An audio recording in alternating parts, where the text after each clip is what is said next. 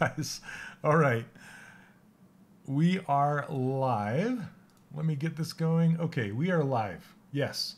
I actually thought we were streaming, but my preview got hung up somehow and it wasn't working. So I'm sitting here talking to no one. You know, that's how it rolls. So how you guys doing today on this wonderful Friday? Welcome, welcome. I appreciate all of you being here. Yep, so that wasn't a 20 second delay. That was me. That was my issue here. So I'm going to show you guys what this looks like. So this is what I see on my side here. Hold on. So I see my chat.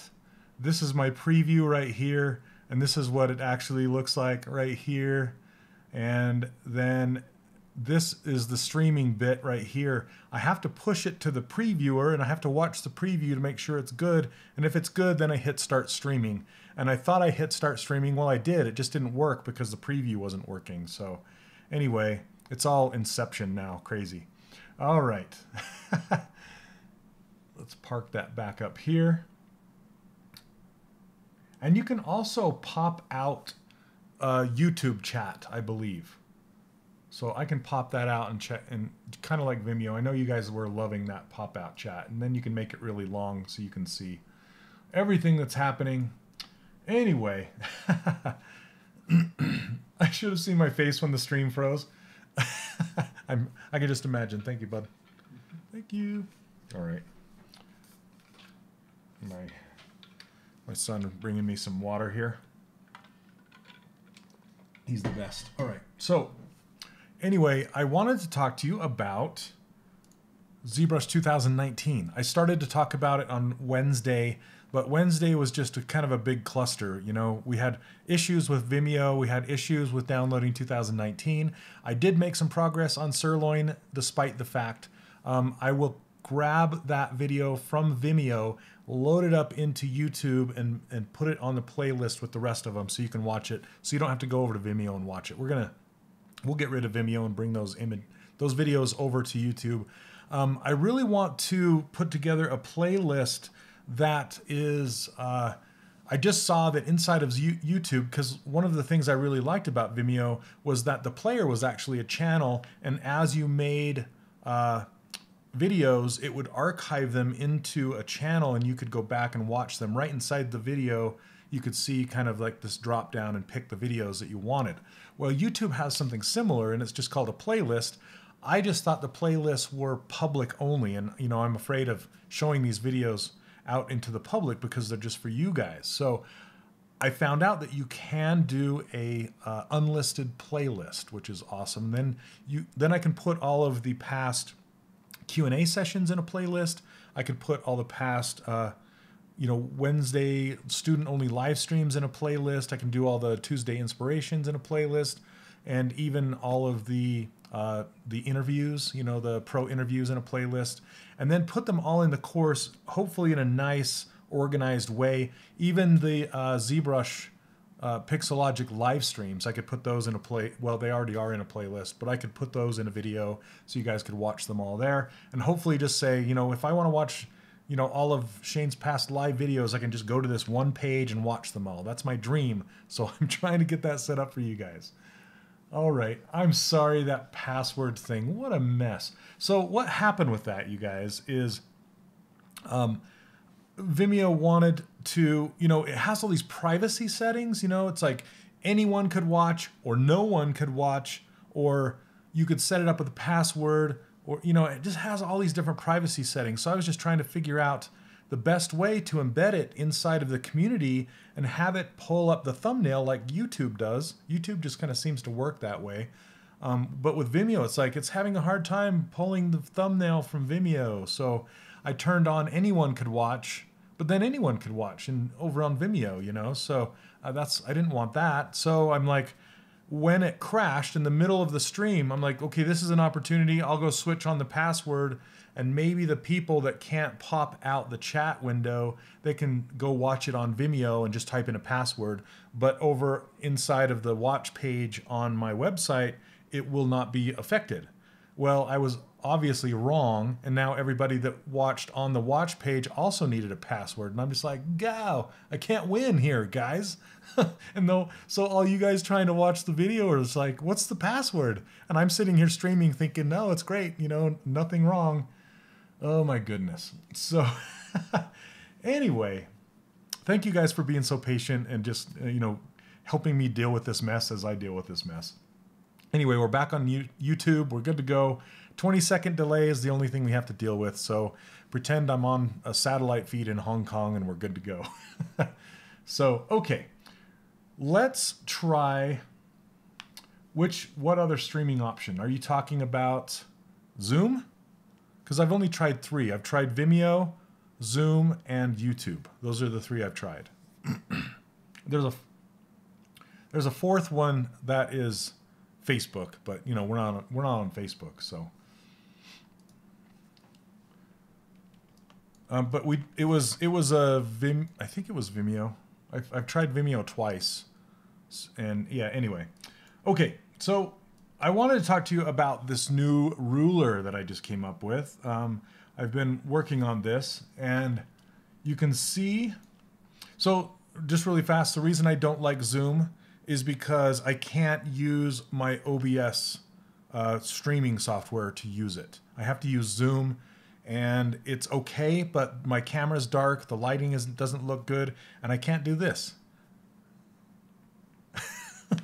I can't pop my screen back and forth because my video feed is in a little tiny video up in the top right, and you can't even see me. So, you know, I look at the camera and I talk to you guys a lot, and if I'm up in this little postage stamp, I don't like it. So I'd rather try this. You know what I mean? I like having my streaming software because it's closest thing to Twitch as I can do without doing Twitch. I would do Twitch, but they don't do private videos. They only do out to the public. So, all right. Anyway.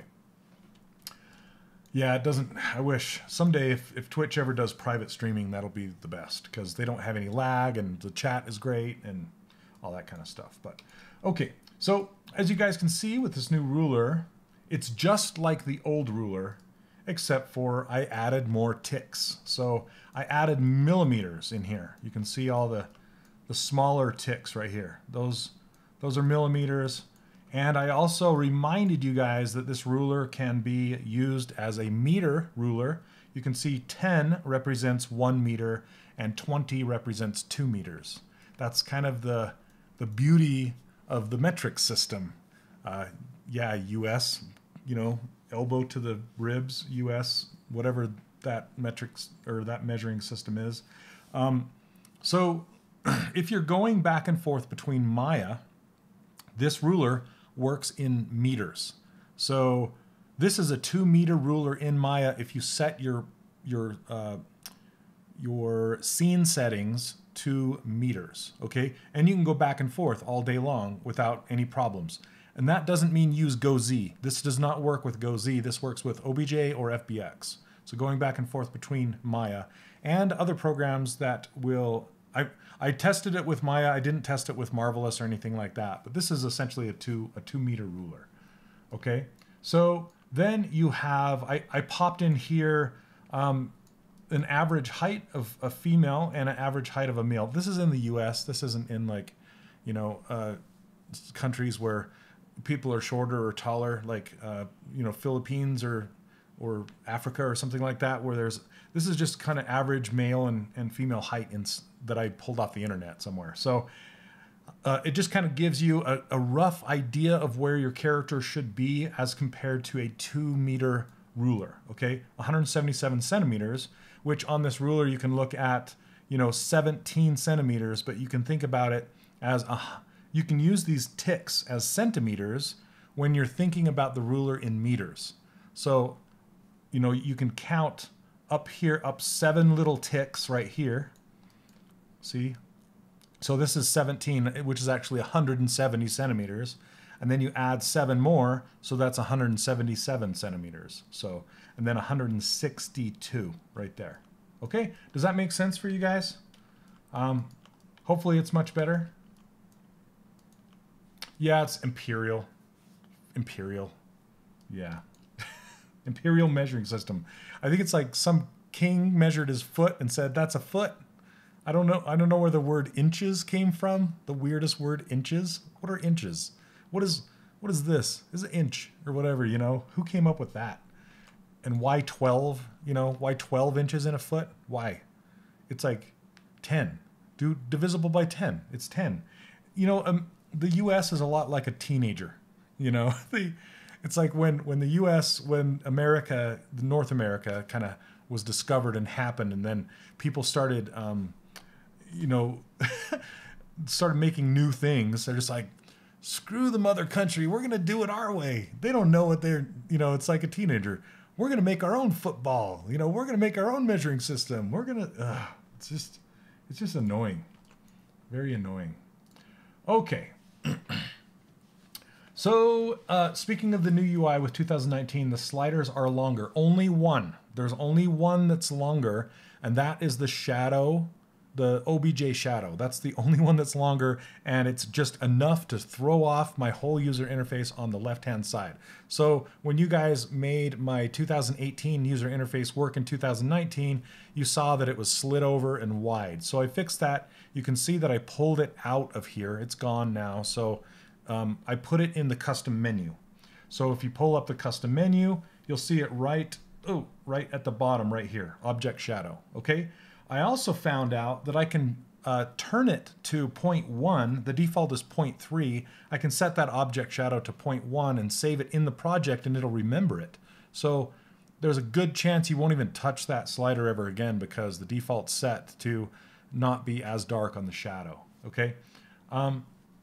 And then I also put all the camera stuff right here, and I took out all of the decimation presets. I never used those decimation presets. They were a thing in 2018. I thought I would use them. I just haven't used them, so I pulled them out, and I added the new camera stuff. So all the camera stuff is right on the bottom. Everything else is exactly the same as it was in 2018. Those are the only updates. I made a new ruler. I pulled out the decimation stuff, added the camera stuff, and moved the OBJ shadow over to the custom menu. That is it. Other than that, exactly the same. All right. What did I miss? Yep, the whole rail system was based on the width of two horses. It's so true. It's so true. There's some wonky things in this world, I'll tell you what. Okay. Anyway, that is coming soon. I'll be sending you guys an email telling you where to download this, the new UI and brushes and ruler, so you can get to using this right away. I have it done. I'm just making the page. I'm finishing up the download page where you go and grab it. So anyway, that'll be coming later on this afternoon, hopefully. If not this weekend, you know, but I'm pretty confident it'll be out today. Okay, so do you guys have any Q&A questions before I start reviewing some of these characters? I have a couple characters. And while I'm waiting, let me go over to my email here.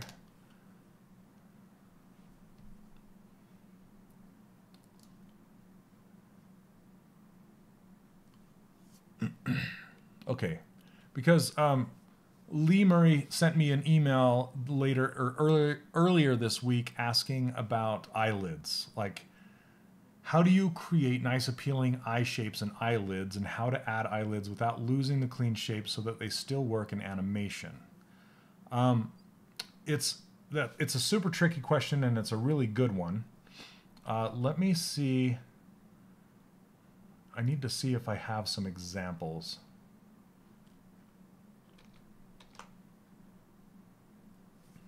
Oh, ZRemesher 3.0. Awesome. Okay. Any videos on making sneakers? I don't. Oh, Polygon did one on shoes on the Pixelogic Twitch. That'd be a good one. And the new Spotlight. Okay. 2 remeshes and they're gone. Yeah, they basically. I saved my eyelids for the end, but let me see if I can pull up something that shows some eyelids. Let me see. I'm trying to think if I have any. Oh, hold on a second. I'm thinking about game eyelids versus film eyelids versus sculpted eyelids. They're three different things completely. I'm trying to think. Let me see if I think Stan has some good eyelids. I know he's got glasses on. Let's hide those. So the way I built Stan on the stream was, yeah, Polygon is Ben, and he does some really, really good stuff. And he's on the Pixelogic live stream. Let's see. But honestly, you guys, building any props or armor or clothing, it's not like, how do I build this thing? It's you kind of build objects the same no matter what the object is. It's just kind of how would you build this part to it? It's not like, how would I build a shoe? You would build it the same way that you would build anything else, essentially. But there's just kind of different techniques that you would use on different parts of it, if that makes any sense. But essentially, what I do whenever I build any kind of a shoe or boot or anything, I just block out the foot or the boot first in just a big lumpy glob and get the actual silhouette working first. And then I just start building out the parts. Like, I'll build the sole, I'll build the toe, I'll build, the flaps that come around, and then the laces that go across, and the eyelets that the laces go through. All that kind of stuff. It's just built up, just like I would build anything. It's not like a special way to build shoes. You know what I'm saying? It's just, yeah, it's just like anything, I guess. Let's see, Stanley 1. Let me look at how I blocked him out. So basically, when I made Stan, when I blocked him out, the first step I did was I did insert primitives, just like this, and I did half spheres, just like this, and then I combined them together, just like this. Okay, and that's using what am I trying to say? Sorry, I read chat and get distracted. Okay, there you go, Allison. So then you just stitch them in, and Z-Remesher, we'll try Z-Remesher on this guy right now, but then I Z-Remesh it and get it to this eventually. I mean, I've worked this out quite a bit. I've worked on this quite a bit. So, between the last step and this step, there's quite a few changes, right? So let's see. I'm going to try an experiment, and we're going to use the new Z-Remesher on this. So if you guys watched the presentation that Paul Gaboury gave on ZBrush 2019, he covered hard surface stuff extensively on the new Z-Remesher because that's what they wrote it for. And then he got to some organic stuff, and he's like, meh, it doesn't really change organic stuff. Which I'm just like, I was cringing because it did change organic stuff, and it changed it for the better a lot. So, and I actually sent him examples. I was part of the beta test, and I sent him examples saying, look, Paul, this is working great. This is how it works great is using keep groups. So you want to use keep groups, and it tends to work well. Okay, so, all right, 1 second. Let me catch up with chat really fast.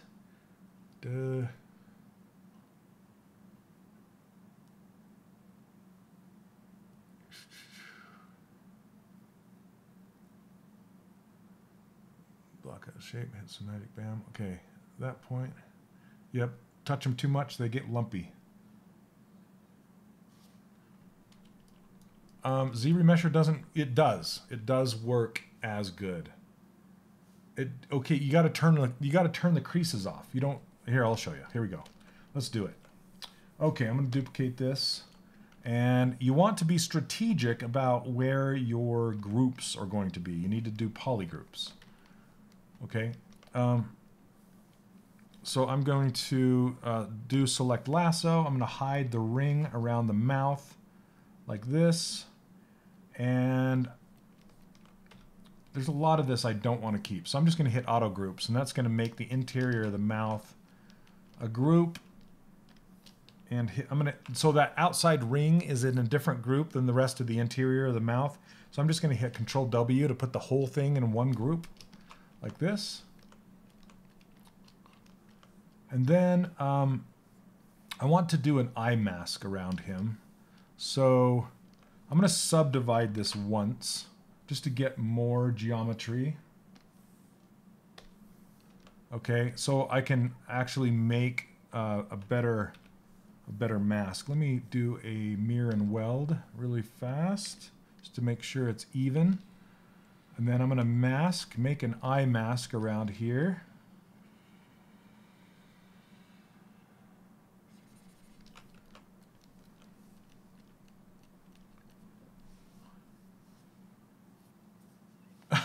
Stu Slow, you're not lying. That is true. A lot of people just want that quick fix. Why do I have to retopologize? Why can't I just have a game ready thing, you know? And it's like, it'll never be that. It'll never be an automatic, well, I shouldn't say never, maybe eventually, but yeah, that's something that it'll be nice when it comes, but I don't see it happening anytime soon. It just needs that human touch so much. Okay, so with this one, I'm gonna try. This is just an experiment, you guys. I'm just trying this. I'm going to do an edge loop mask border, which is going to literally mask or put an edge along the eye mask. Okay, and then you can come in here and do polish by features a little bit, which will straighten out those edges. Okay, and then his eyes are a different color. I can hide those and do an auto group just because I want to put the eyes in their own group. And typically what I'll want to do is put another group inside the center of the eyes to try and get it to, I want to get the Z-Remesher to walk around the outside of those eyelids. And I don't know how good it's going to work, but we're going to try it. Why not? I'm going to try it. Just kind of, it's hard to get right along that edge. Same with the upper one. Because I want the eye socket on the inside to be one poly group. And I'm trying to keep this little bridge. I want that bridge right there, and I want it over here. So I'm leaving that on purpose. Let's go poly edge loop mask border again. We can do a mirror and weld again. And it is a mess because it's all stitched. Okay. All right. So now we can do, I want to do one more in the ear. I could make the ear, because I want the topology to flow around this ring of the ear right here. Ooh, like that. Anywhere you want it to flow in a ring, you can do, try and do an edge loop mask border like that. And now the inside again is a separate chunk, so you can just isolate this and hit auto groups, and it'll put those two pieces into their own groups. And now you have, we'll see what it does. I don't even know. So we'll see. Okay, here we go. Hold your breath. It might crash. Who knows? We have symmetry turned on. I'm going to mirror and weld one last time. That is a new thing with 2018, is mirror and weld. You can now mirror from screen right to screen left. And how you do that is you hold down Alt while pushing mirror and weld. Hopefully. How do you do that? Gosh, maybe it has to be in... I know it's a thing. Mirror and weld will transfer. It doesn't look like they updated the... There it goes. So shift. You have to hold down shift, I think. I don't know. It did mirror from left to right. They showed it during the thing, but I haven't... I don't know. I don't know how to do it. I'll have to ask them. But I know it's possible now to hold a button down and flip it the other direction. Okay. Yeah, we're going to save it. Save it, save it. Stanley 1B. Okay. Hey, what's up, Zach? Okay, here we go. I'm just going to keep the basic Z-remesher, but I'm going to turn on keep groups. I'm not going to turn on detect edges or keep creases. Okay, none of that. Just default keep groups, Z-remesher. And we'll see how it does. There we go. Look at that, you guys. Look at that. How is that not better than what we've had before in the past? How is that not better? It's great. That is great. Come on, Paul. Show it off. All right. So I'm going to go back and I'm going to try one more thing. I want to get the ring around the mouth better. Okay. So how am I going to do that is I want to go up and over the top of the nose and down around the mouth. Hold on. Let me hide everything. Go down around the mouth right here. And underneath the nose. I think I want to keep, sometimes it's good to keep the group, right, Winston? Holy crap. So much better. Okay. I love seeing you guys react like 20 seconds later. Why are you guys reacting? Oh, there it is. Okay, now for this one, let's try another experiment. I'm not going to do I'm not going to do edge loop mask border, and I'm going to tell you why. I'm just going to hit Control W to put this into its own polygroup, okay? So I'm not going to make that super clean line around the outside. And the reason why is because if you isolate a part of your head like this and you mask right up to that edge and you hit poly or edge loop mask border, it's going to actually put another border on the inside of that edge, and it's going to give you a teeny tiny little, almost it's microscopic, you can't see a little polygroup inside of there.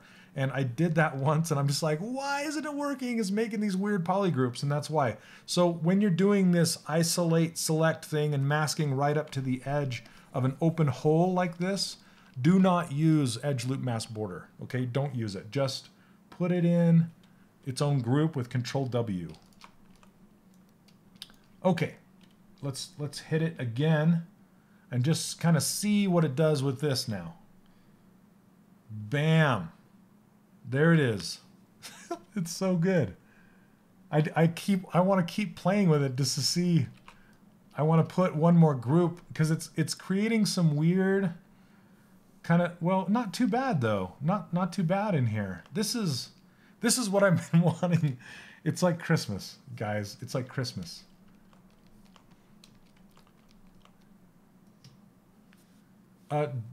Dosh Doctor, that is on Wednesdays. Okay, Wednesdays.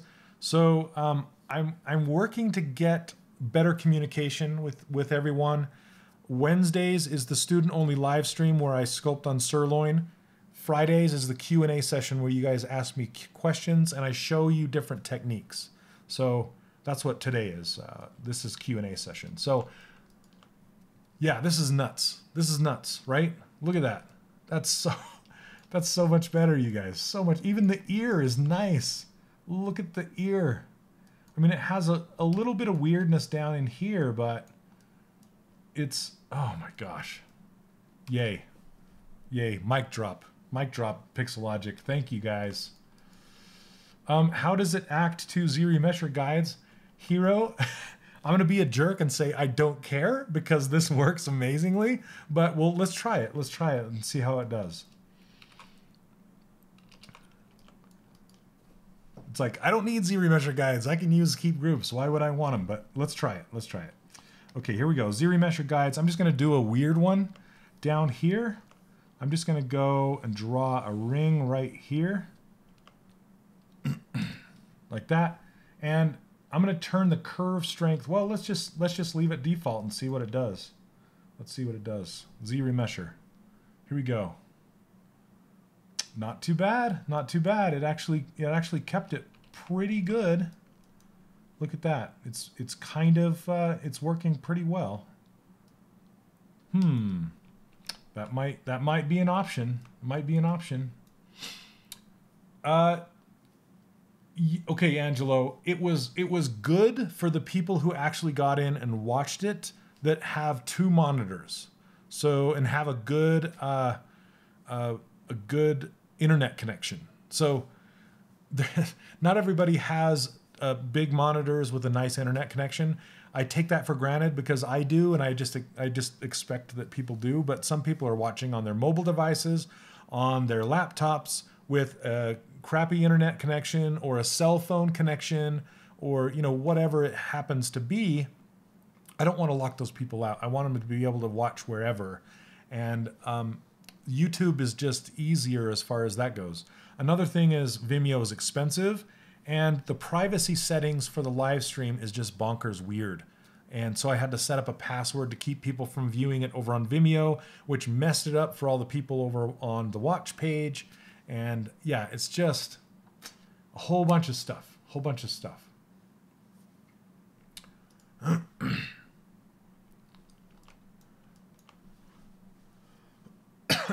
Yeah, Robert. So Paul, I sent this to Paul. I sent him something exactly like this. I said, Paul, this is amazing. This is exactly what I wanted. And I sent him, this is the old ZRemesher. This is the new ZRemesher. I don't know why he didn't show it. Maybe he was just like one of you guys said, he's just worried about people going, that's still not a usable game mesh. But for me and for our pipeline and our workflow, this is incredible, you guys. This is incredible. So anyway, yeah, there we go. All right. Yeah, and then with Zoom, people had to install the extra software, and it just seems like, even though YouTube is not the best watching experience, it can be, but it's, the resolution is high enough. I can stream at 1080p. The biggest problem with YouTube is the 20-second delay. That's it. That's the only problem. Everything else, it's totally fine. I can post the links in the community, and you guys can see them. You can watch them over there. Chat will stream with the stream when you watch it back, which it does not in Vimeo. Chat does not stream with the video. That sucks because you can't see what all you guys are saying when you watch it back. So, yeah. Anyway, all right. Hey, what's up, Steve? Check this out. So Steve James is here, you guys. I talk to Steve all the time about ZRemesher. We hit our heads against the wall like, why isn't this working? Because I learned a lot of this technique from Steve. And yeah, we get on our little chat sessions a lot and we talk about it. So yeah, it's just, this is beautiful, Steve. Beautiful. I love it. I love it. So Mike, it works either way. You don't have to have a clean edge in order to make keep groups work. So let me show you what it looked like before. This was an experiment to try everything. I just threw everything at ZRemesher to try and kind of break it, right? So I did this line right here just to kind of try and see and make it flow. I did the green line around the mouth I just put it in its own group. I didn't I didn't do an edge loop mask border on that. I did on everything else, but just not on that. So it looks like it works no matter what. It works either way. So, love the software. So Steve does not work for Pixelogic. Steve is he's a freelance artist, a good friend of mine. I've known him since, gosh, how long has it been, Steve? Since 2000 or something like that. He does a whole bunch of tutorials on ZBrush Central, so you can catch Steve's tutorials there. And yeah, he's awesome. Hey, Steve. He does some phenomenal work he uses ZBrush in conjunction with Modo, and doing renders and rigging and stuff like that. And we're also kind of experimenting with Blender on the side, just trying to get it working. Just all sorts of stuff. Steve is like the guy I talk to about new techniques and things like that. So, Ariel, it should. Let's try it. It should. The settings inside of the ZRemesher should be exactly the same as the settings inside Remesh by ZRemesher. There is no difference between the two as far as the underlying algorithm. The only difference is with Remesh by ZRemesher, it will remember your initial settings. So with that white cone, you can pull it out time and time again. As long as you're still in the remesher, you can move it around to try and get different levels. Let's try it. Okay, I'll show you what I'm talking about. Now we have to reset our gizmo, set it to the middle of the world. Here we go, reset it. Now we're going to hit the gear and do Remesh by ZRemesher. And we do have to pull this red cone out, which is symmetry across X. So do that every time you're going to use this. Then this is the white cone I'm talking about, okay? It's hard to see. Let me see if we can see it. You can, okay, see the orange text down there? It says polygon count, target polygon count 52 right now. That's where the cone is right now. The polygon count over here is set to 4, which means 4,000. And that's just the default setting, 4,000, okay? So if I want to get 4,000 on the cone, I'd have to pull this out until that little white number is around 4,000. So that's the only difference. If I let go, it should give us nearly the exact same results, which it kind of did, but it made a little weirdness inside the ear. See that little weirdness? I don't know what's happening in there. So we can pull it out a little bit more and see, as soon as I grab that cone and pull it out more, you can see it flips back to what I originally had. It remembers it. So now when I let go of the cone, it's just going to do the ZRemesher algorithm again with more polygons, and you can see if you can get a better result with slightly more polygons, or you can do even fewer polygons. But it looks like it's not paying attention to the ZRemesher guide. Can you see that? It's like it doesn't care about that guide. So this is why it's good to experiment with this stuff, because it looks like it's like, I don't care about that guide. So that's not good. If you're going to be using guides, it looks like you have to use the ZRemesher over there. So I'm going to back out of this. I'm going to do a full reset and then back out, delete it. Okay, so that's one thing that's good to know. Also, whenever you use a remesh algorithm, it will turn off your symmetry, which is I'm not a fan of. I don't know why they turn that off, but I have to kind of remember to turn it on every single time, and it always gets me.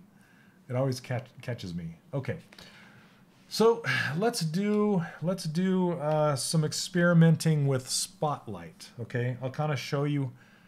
I haven't messed with it much, and I'm not streaming on the Pixelogic live stream, so I can say this stuff, right? It's a fun experimenting thing. It's fun to experiment with. I don't really see using it in production very much, okay? But it's very fun to make squarish shaped objects with in a very short amount of time. To me, it kind of reminds me of the project primitive thing, where you can project primitives on top of each other and they kind of meld together like, you know, that like mercury or something like that, like liquid metal. That is very fun to experiment with. You can come up with some pretty cool spaceships and stuff with it.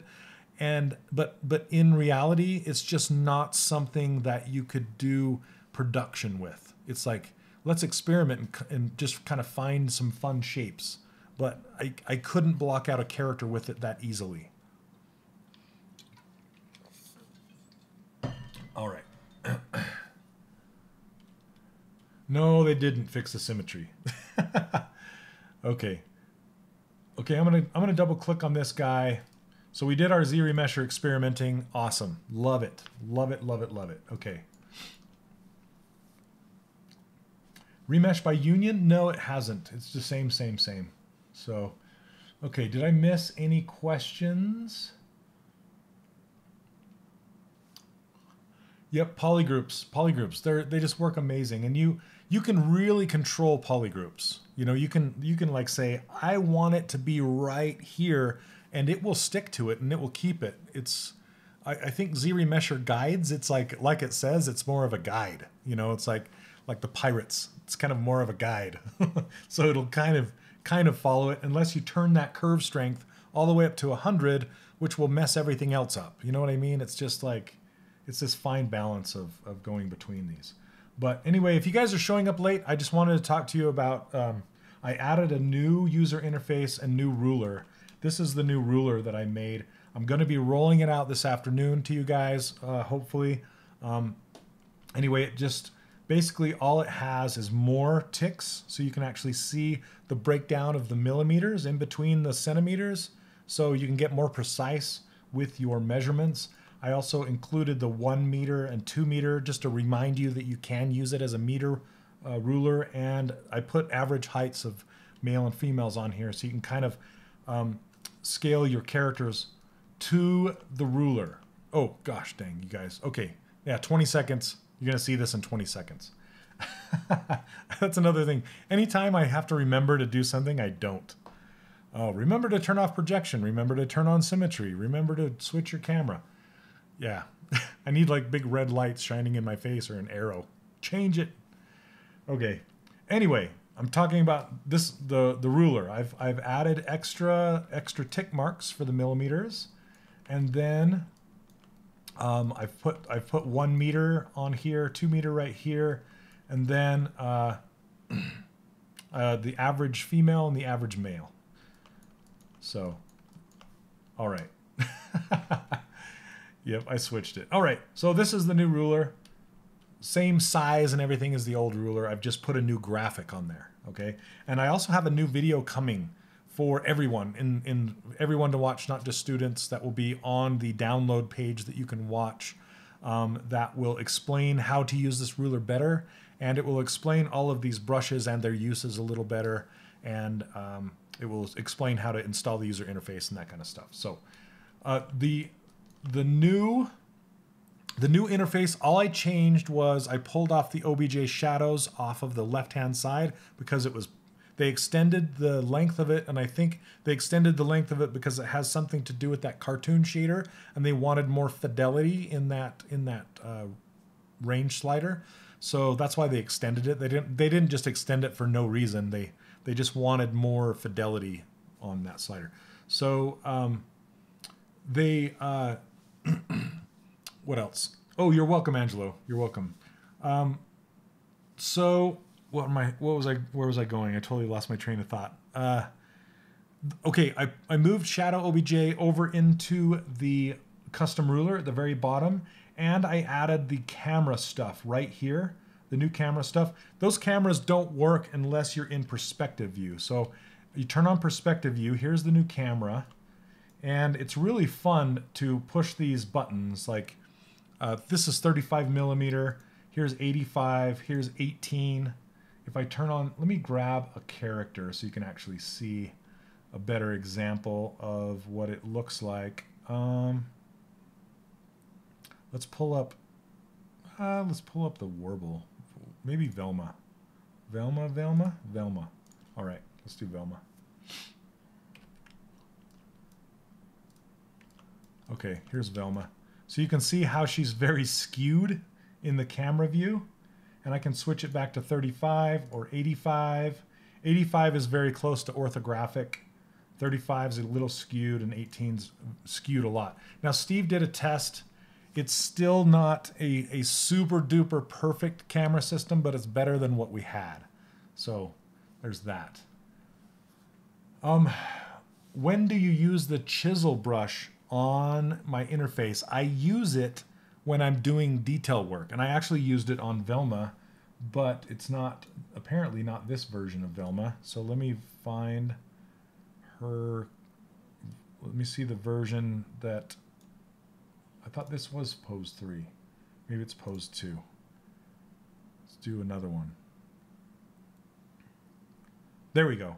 Okay, so this is exactly where I use the chisel brush. See those lines right here?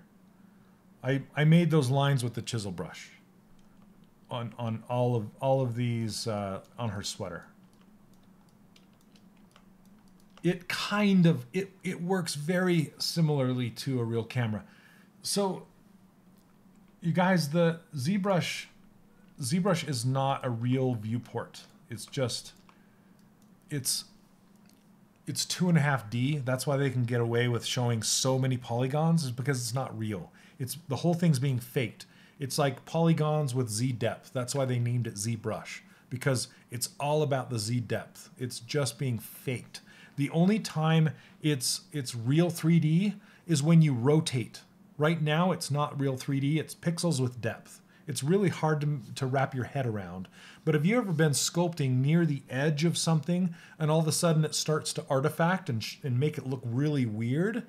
The reason why it does that is because you're starting to push into that Z depth area, and it won't reset or refresh itself until you rotate your model.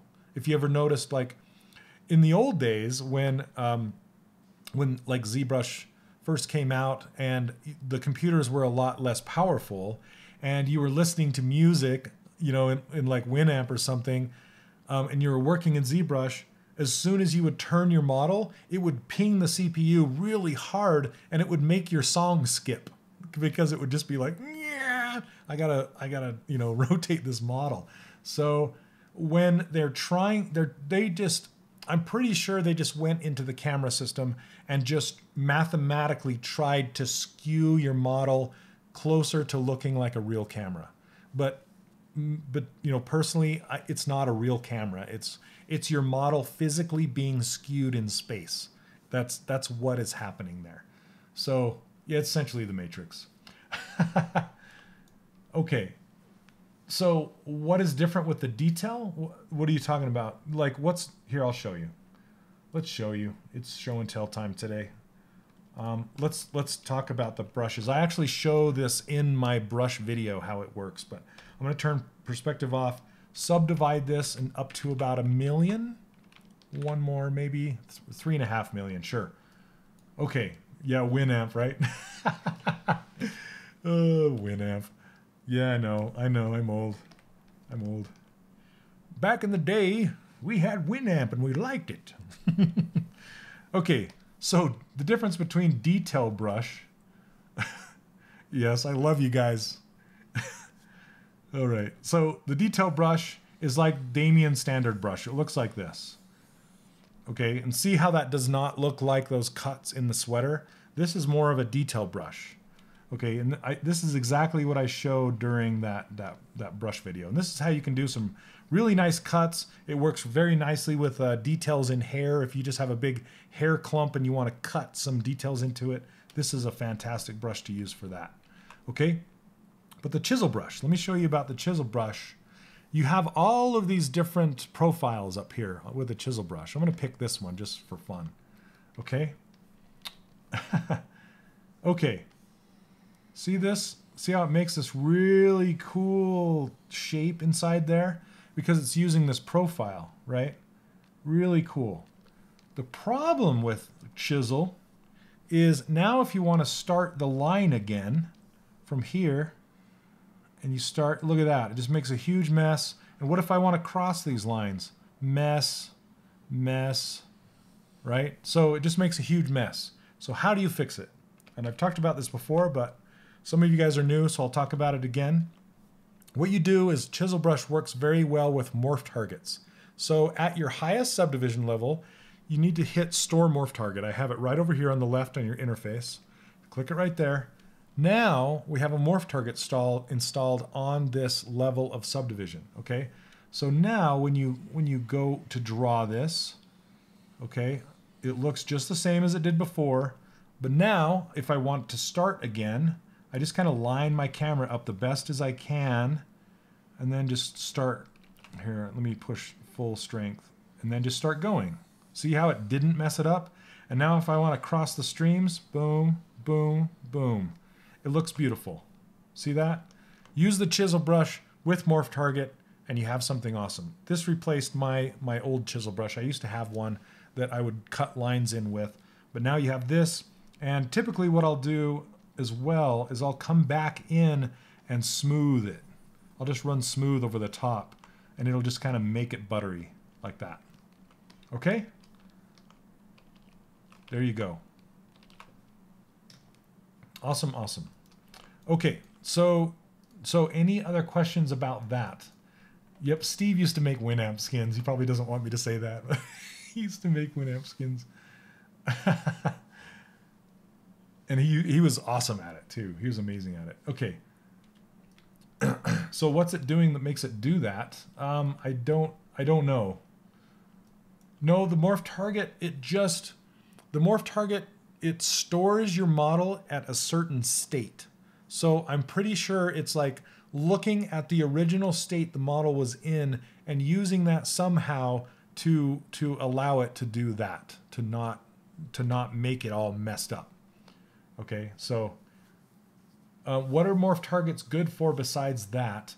Not too much. Okay, there are good for if you want to experiment with something. Okay, so let me see. Let's do a chisel, or not a chisel, a detail. Okay, so the morph target is still installed. So pretend I hit that store morph target and we still have it there. Okay, so I'm on my highest level subdivision.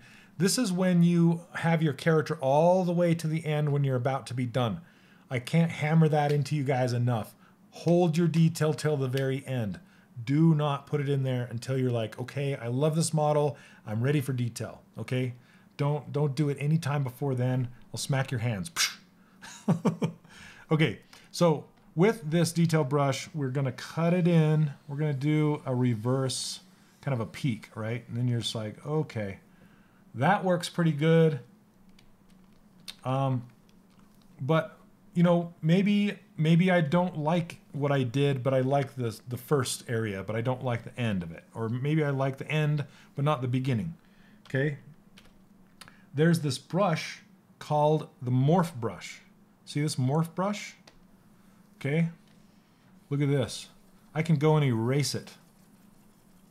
And I just erased it back to the original morph where I stored it. So that is the cool thing you can do with a morph thing. All right, so did that blow your mind? A couple things that are blowing your mind today. You're like, really, you can do that?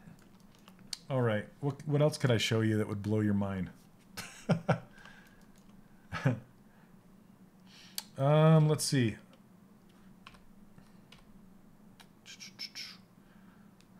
There's all right, any other questions, you guys, right now? We're into this an hour so far, doing some cool things. Okay, let me show you the spotlight stuff. Let me see if we can do some spotlight stuff. Let's start over again.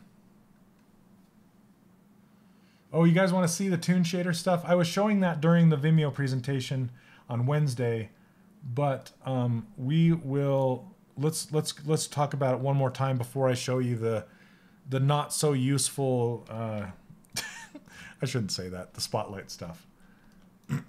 Okay, so let's load in let's load in this Guy Francis character right here. Ariel, what is Geometry HD?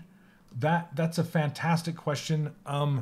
It's essentially a level beyond detail. It is for very, very realistic characters when you're starting to get into like skin pores and really, really microscopic wrinkles and things like that. If you want to see somebody who actually knows how to use it very, very well, check out Chris Costa's presentation at the ZBrush Summit last year. It is phenomenal. He did he did Rick Baker. He did this really awesome caricature of Rick Baker, and he uses HD geometry to absurd levels. And that's not me because I do stylized characters, but if you want to see somebody use it that really knows what they're doing, check that out. Okay. Oh, let me show you this before. If you look at this NPR folder right up here, NPR, double click on that guy, and then you have all of these little projects, okay? You can click on any one of these, even the robots. So I'll click on this first robot. I'm not going to save the changes.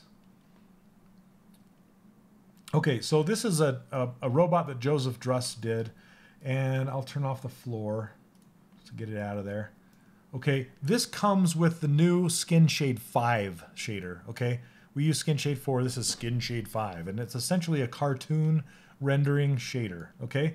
And if you want to kind of see what it looks like on your models, you can just load your models into here. So I'll grab this Guy Francis kid, bring him into here and see what he looks like. So you can check that out, okay? Now this is just the preview. This isn't the actual render. This is just what it looks like in the preview. And you can see that his eyeballs still have that toy material assigned. So I'm gonna grab these eyes and I will grab the hard paintbrush, change it to material, and then fill it with flat color. That's how you reset a material on your object, is fill it with flat color. That's why I have it on my user interface, okay? So just hit fill object, which will clear that material off of those eyes, and then go back to Skin Shade 5, which is right here. And you can see that, okay? Yeah, Chris Costa is amazing. He's fantastic. Hold on one second.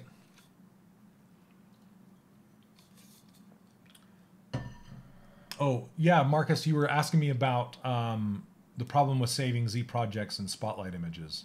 Right, so I'll get to that. Let me talk about this really fast, and then don't let me forget, okay? Don't let me forget. So this is super cool. When I hit BPR, render, it's actually going to, it's going to pull up Keyshot because I was just rendering something in Keyshot. I'm going to cancel this. I was busy doing something before I went live. Okay, look at that. I canceled and his eyes didn't come in. But okay, but notice this. Notice this. It brought in the Toon Shader inside of Keyshot. So that's a happy accident, right? But it brings in that Toon Shader inside of here. So, okay, I'm going to shut Keyshot down. I don't want to do that. I'm going to turn my renderer off right there. External renderer, we're going to turn that off. I just want it to render out inside of ZBrush, okay? Okay, so this is what that filter setting is currently set to, which is interesting. But if you go to your light box, which is you hold down or you tap on the comma key on your keyboard, you'll see that there are filters right here. See this filters? And you get a whole ton of filters in here. So now what I can do is double click on any of these. Here, let me pull him down here so you can see what it actually does to him. Okay, I gotta render him again because these filters work with BPR render. So you have to hit BPR first, then you can double click on any of these filters and it's going to change what happens. Okay, so you can try any of these. Super fun. It changes the entire look. It's like the non-CG filter, you know? Very cool stuff. Some of them look great, some of them not so much as far as this particular character. I mean, you can go wild with it. And you can also mess with these filters pretty easily inside of the filters area inside of render, okay? Yeah, the Toon Shader, okay. Yeah, the Toon Shader can be exported. It's like the material. It's exporting the material. It's not baking the material. It's not baking them to the textures. Just so you know, it's just exporting the material into Keyshot, okay? So that's, yeah, just know that. Horizontal glitch, watercolors. Yeah, the watercolors are super fun. Pablo made this really cool oil painting one. It works best with landscapes, but it's there. This drawing, there's really cool drawing ones, and there's a lot in here. These are from all the beta testers. This sketch. It's like, look, I can sketch. This is watercolor. Really fun stuff. This retro game makes it look like an 8-bit. This pencil sketch is pretty fun. This is one that the maker of ZBrush made, or let's see, just patterns. Yeah, they just went crazy with it.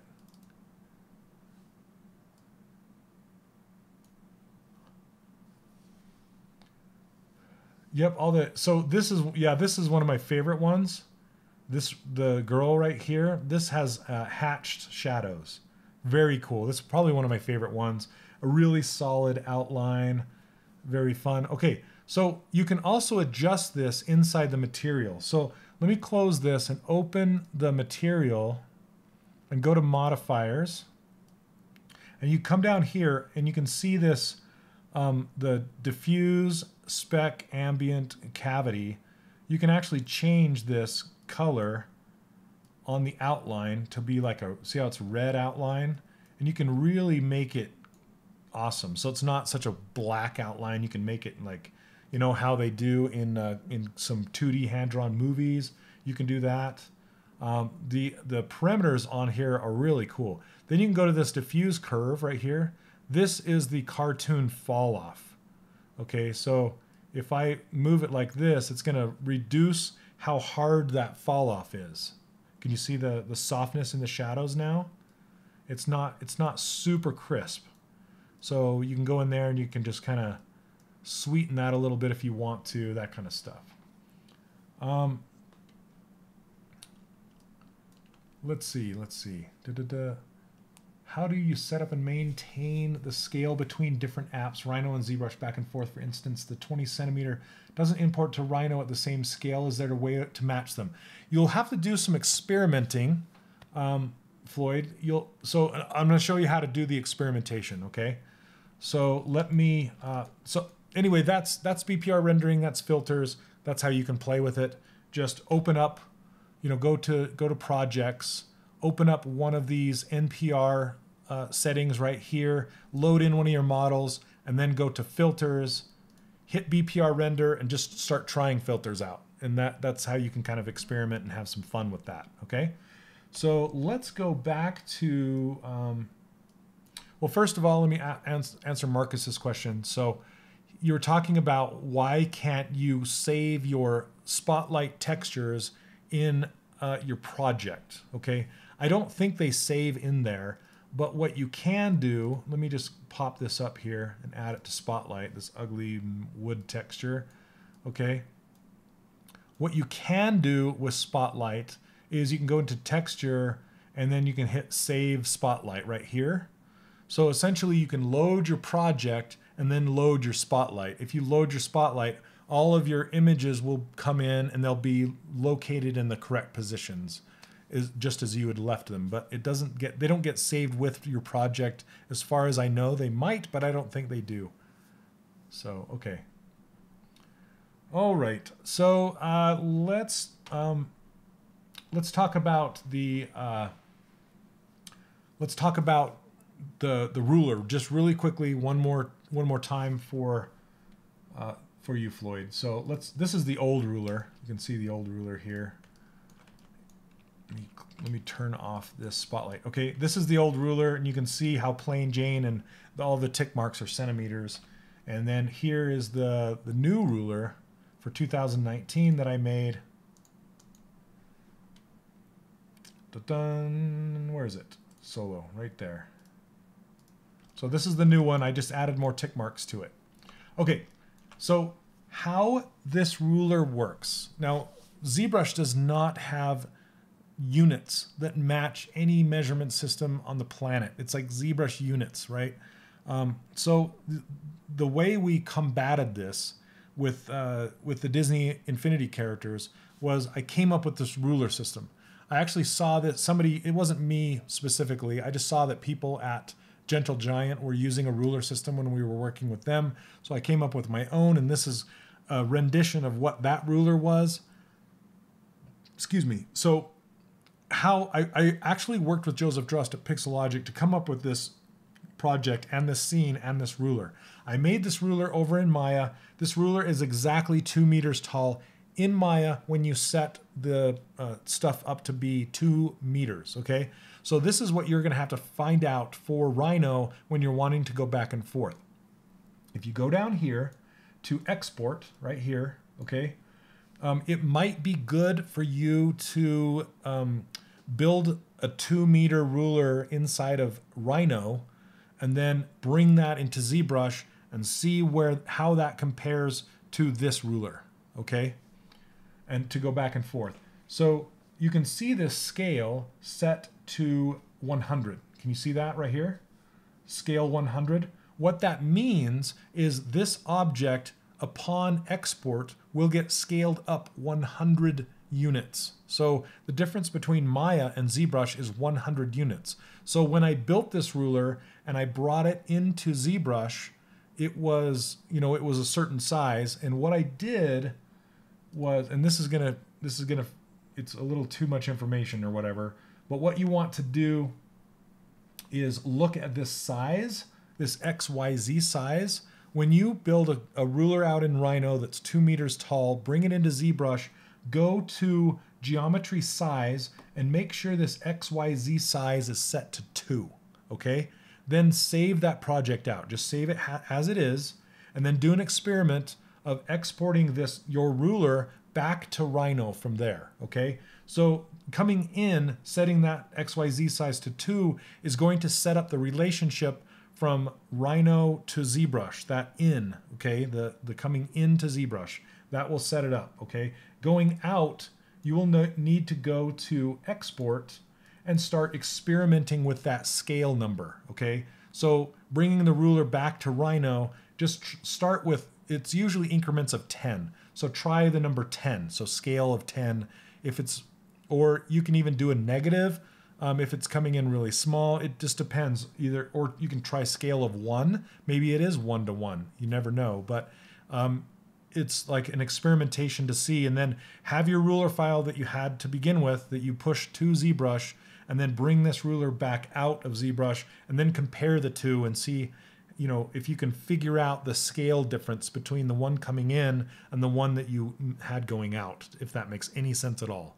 It's just, it's a huge mess, but once you get it set up, then you should be gold going back and forth, if that makes sense, okay? Hopefully that explained it good enough, okay? Let's see. Yep, it's the exact same thing, Robert. If you're gonna go to Modo, do the exact same thing I just said. Make a ruler in Modo that's 2 meters tall, bring it into ZBrush, set your XYZ size to 2, and then experiment with exporting at different sizes until you get it the right size compared to the two things, right? So this ruler is set up to go back and forth between Maya. So if you want it to go back and forth between Modo, I haven't sit and experimented with what that scale number is going out for every single program. So anyway, okay. Pixate, yes, your Snow White character. Okay, remind me, Pixate, what your, did you send it to my Outlook?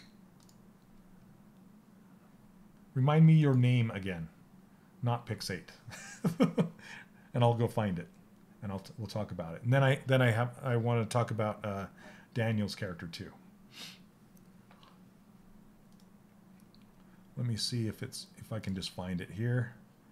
Because I downloaded it. It's ready to go. Luigi. Sort by date. Let's see. Snow White. Yes. Okay. Here we go. Okay. So this, I found it. I found it. So let's turn the floor off.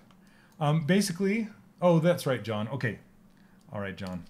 So basically with this one, I was saying it's on its way. Is this your latest, by the way? Is this your latest?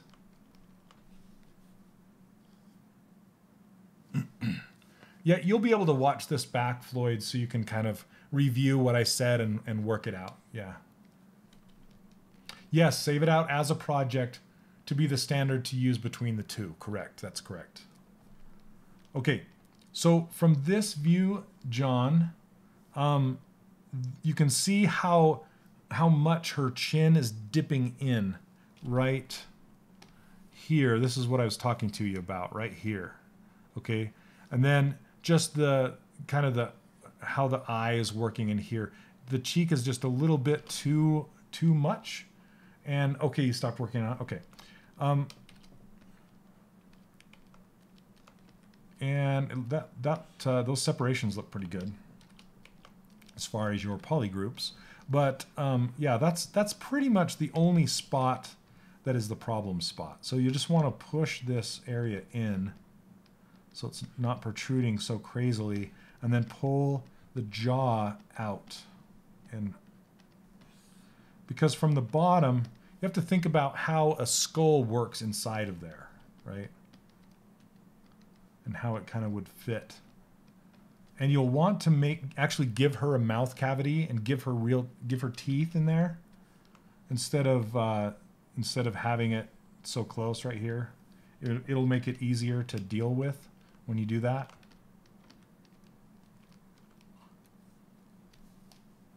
Every time you open a specific file, you get a sorry unrecoverable. Yeah, that just means that it got corrupted somehow. But really, John, this is not too far off. It's not that far off at all. It's just, it takes some adjusting from different angles to fix it. And then you'll want, your mouth is actually working quite well, wrapping around there. It's just very narrow. And I know that's kind of the look of the eye you're going for. And then if you look at it from the side, her eye is it's very close to the nose bridge. So we can pull that out and then push this in. Because you want to kind of have all of these line up in a way. Okay, and then so pull this out, have that cheek be kind of wrapping around, and then this forehead is protruding out. So her head is kind of tilted forward overall, and then her cranium is quite large back here. So let's bring that in, and I want to tilt this whole thing. So if you already have eyes in place, and you don't need the neck muscles right now. You can pull those in later. But if you want to tilt a head back, you can use the pizza boxes. So what are the pizza boxes? You can, I'm going to mask this off. Okay, mask it off at the neck because I want to rotate her neck right there. And invert that mask and then blend it a little bit. Let's blend it up too. Okay. Then I want to move everything except for the dress. So I'm going to hide the dress, the arms, everything. Let's see, are these the eyes? Yeah. Okay, I want the eyes. I don't want any of that or the legs. Okay, so let's hide everything that I don't want to rotate. Then I can unhide my gizmo, put it where I want to rotate from. And then I got to turn the pizza boxes on. Okay, that's what Paul Gabriel likes to call this. You probably watched the presentation, but the pizza boxes are right here. It's the transpose all selected subtool, and I love the way Paul presented it because it's like you have one pizza, right? If you want just the thing that you have selected to go for the ride, just one pizza. But if you want a party, then you bring more pizza, right? So you see all the pizza boxes, right? Because you want everything to come along for the ride. So now you can tilt this back and get her not looking down, as it were, okay? So kind of looking straight, so you have you can line things up a little better, okay? Turn those pizza boxes off, clear the mask, and we're good to go. Now we can unhide everything else. Looks like this is an older version. Let's see, okay. Okay, if that makes sense, now we can come in here and just continue editing.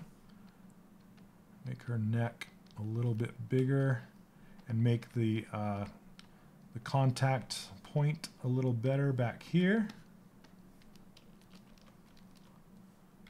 Pizza Logic. Oh, somebody snagged it. No way. Oh, those buggers. People are mean. So I'm just reducing her cranium here, and then rounding it out in the back. It's a little on the square side, probably because I pushed it in, and then smoothing that out. Okay.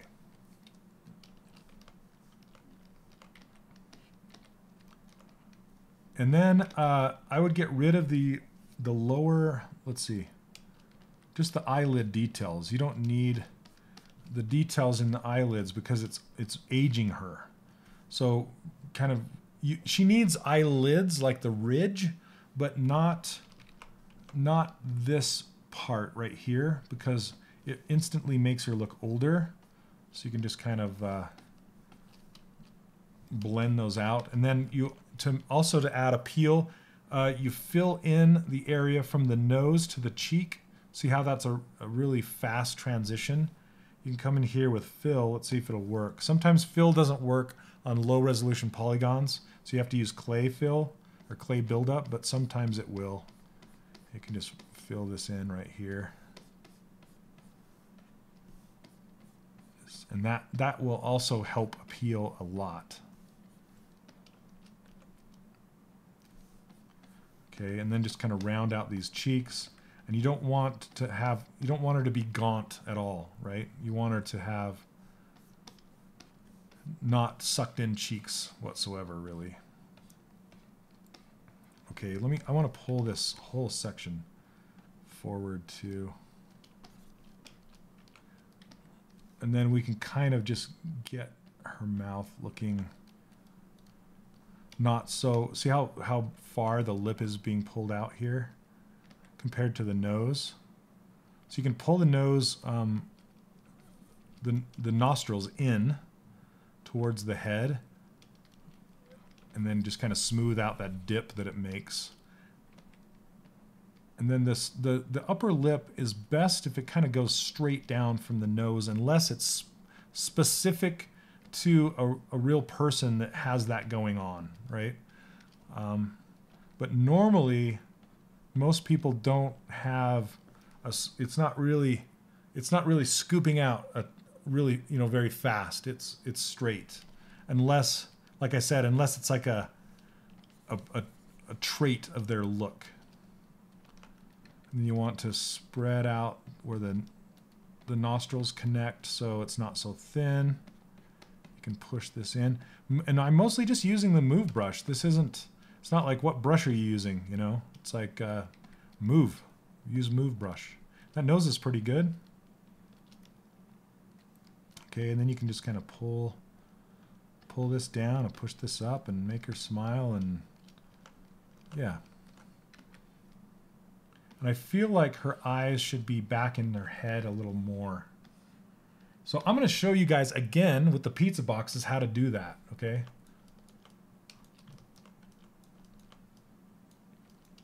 Pizza boxes. Let's smooth this out. Okay. And her eyes feel a little, it's like the transition to her cheek is kind of fast. So, the mask that I did earlier today when I was working out the Z-Remesher, you can use that mask as a guide, okay? So I'll show you what I'm talking about. Let's put in the upper eyelid really quick. And I'm just using pinch. I'm gonna go like this, and then I'm gonna cut it down like that. So you cut into it like this, kind of bring it up. Typically the highest peak of an eyelid is right here. And then you can kind of blend out that transition down here. And it ends kind of where the eyelash ends, like that. And then with the eyebrow, you can just kind of go from this nose, the width of the nose, just start down here somewhere, and just kind of bring it up right underneath where the brow sits. And then you can come in here and smooth that transition out, and then smooth this out. And then you can just start to have a brow line. Just want to smooth that out. Just getting some warbles going in there. Then back here in this area, let me see if I can circle it for you. Right here is where your eye meat lives. Right there. It kind of twists. So this actually becomes convex as it goes around. And this portion is concave, right? This is concave. And then it just starts to twist out as it comes out. And then it's shaped like this on the back end of the brow, like that.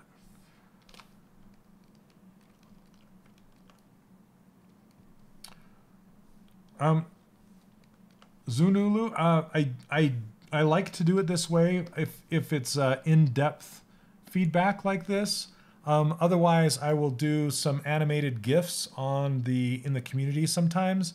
It just depends on where you're at with your model. But I do these weekly Q&A sessions. And sometimes I'll talk about people's characters, sometimes, it just depends. Yep, I meet. And welcome, Zunulu. Welcome. How's it going? Welcome, welcome. I don't know if I'm saying your name right.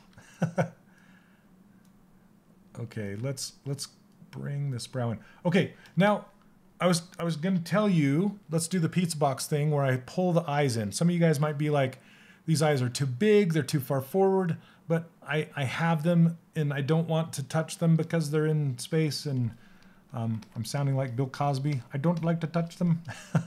Anyway, how would I go about pulling those in? Well, again, you can use your pizza boxes, and I'm going to go hide all this stuff again. Boop, boop, boop. I should just leave it hidden. Okay. And the pizza box thing works with masking. Okay.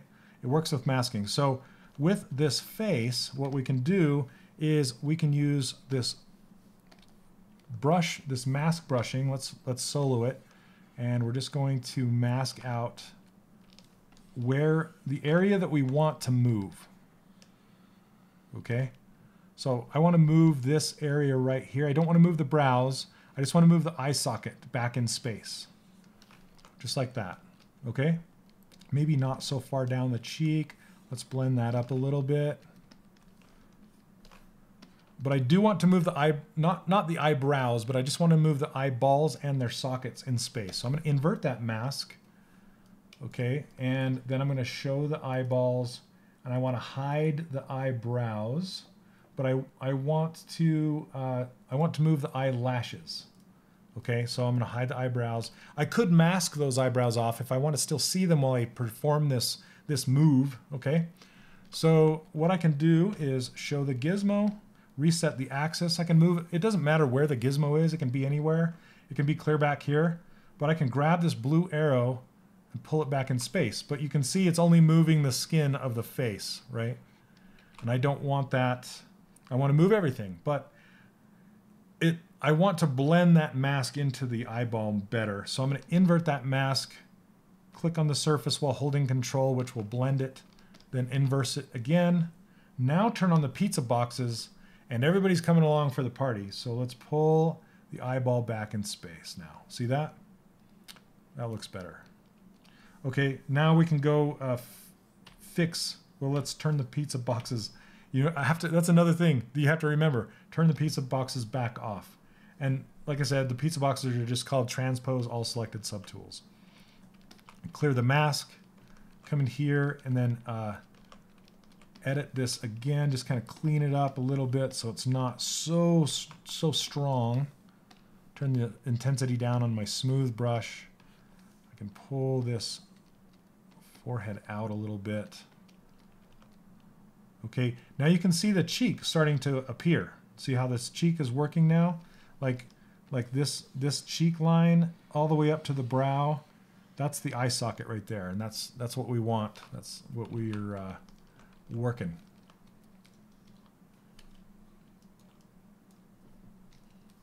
Okay, let's just kind of smooth this cheek back out.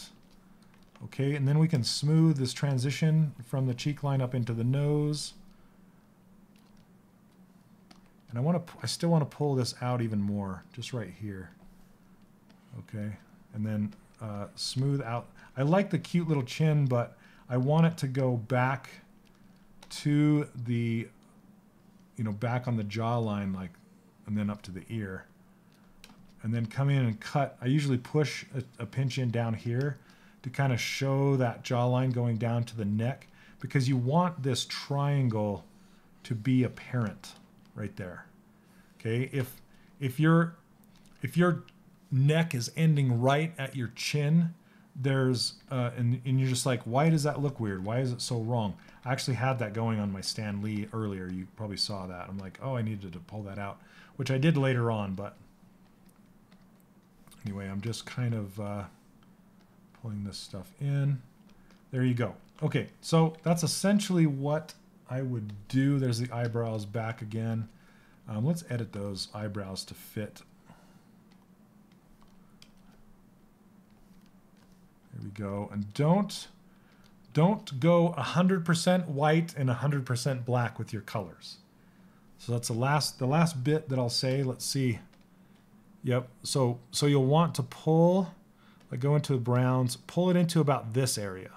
Okay, for your color. Let's grab this RGB, fill it, and then you'll be able to see your volumes better. I'll do the same thing with these eyelashes.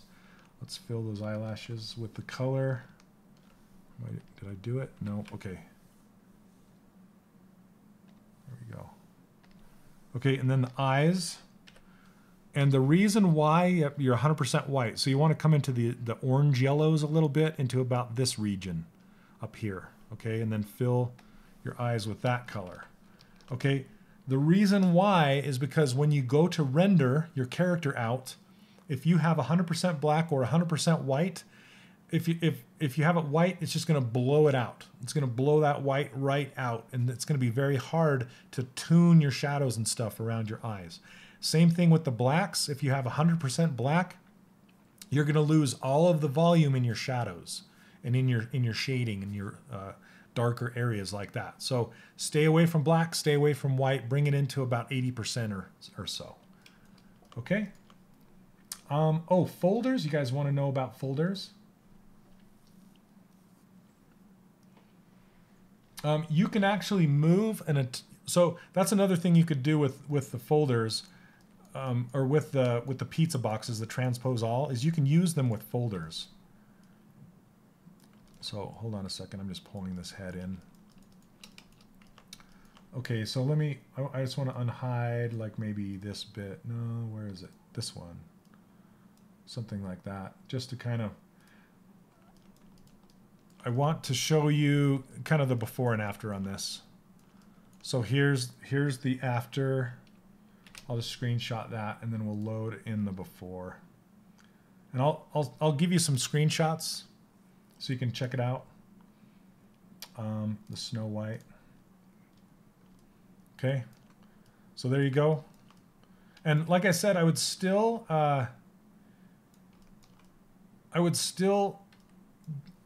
make a mouth cavity so the lips would look better on the inside. Just kind of bring that out, and then like the 3/4 view right here. This cheek area is one of the big offenders, and how far the eyes were pulled out on the surface, and then also the size of this cranium is quite large. Yeah, so you saw me work through all of that, adding the eyelids in there and stuff like that. So. Anyway, there's the before and after for you. I can get you some screenshots.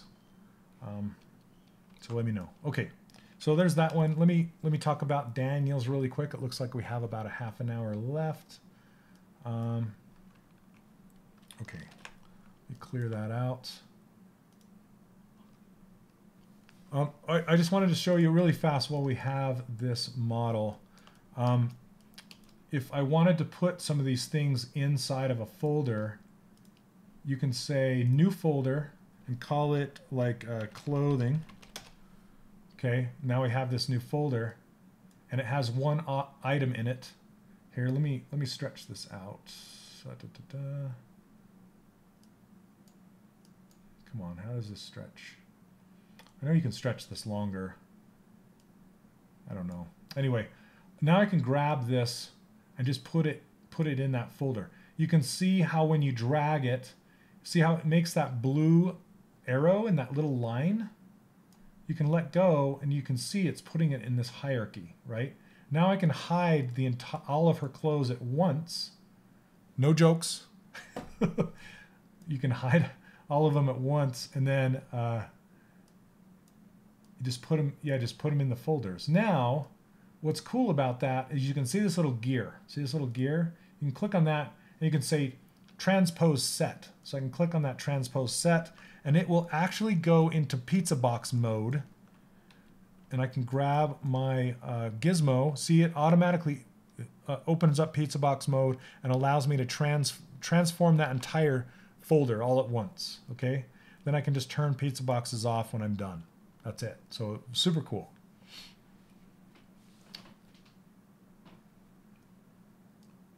Okay, and it tells you how many objects are inside that folder, which is really nice. You can collapse the folder by clicking on the folder itself. You can move, like I can grab these eyes and actually pull them up in space and put them right below the head. So I can start a new folder right here and just say new folder head, and then drag the eyes into it. I can drag the eyelashes, the eyebrows, all that. So now the head is in a folder and the clothing's in a folder. So now you can see how your subtool list becomes much more manageable. Much more manageable. Super cool.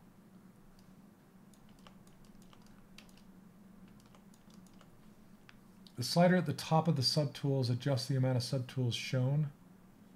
It extends the column. What are you talking about? Oh, this guy. Oh, right. Okay, awesome. Well, thanks, Floyd. You showed me something new today. Very cool. Okay, that's awesome. There you go. That's weird, though, but hey, it works.